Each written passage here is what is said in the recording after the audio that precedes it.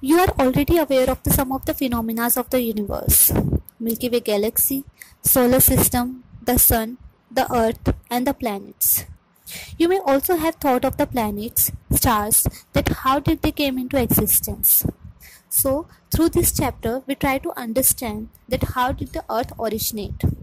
So, our first topic of the chapter is origin of the earth. The origin of the earth and the solar system has aroused curiosity since ancient time. A number of hypotheses or theories have been put forward by different philosophers and scientists from time to time to explain this. One of the earlier and popular argument was given by the German philosopher Immanuel Kant in 1755, and it was revised by Laplace in 1796.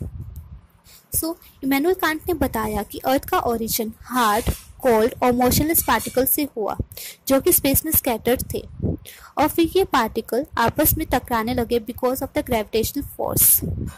कुछ time के बाद cold और hard particles एक hot gases cloud में convert हुए, जिसे nebula कहा जाता है।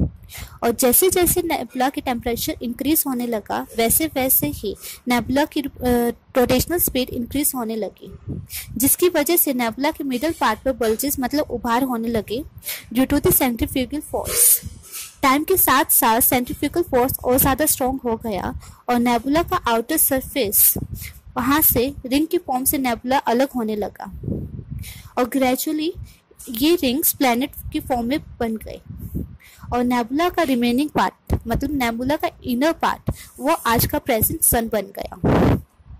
सो according to this theory, the earth has originated from a hard, cold and motionless particles of the matter scattered in the space, and later on these particles started colliding and falling on one another due to the gravitational force, and with the passage of time the original cold matter was converted into hot and rotating gas cloud known as nebula, and from the nebula there was a gradual loss of heat due to its rotation, which resulted into the cooling of its outer surface.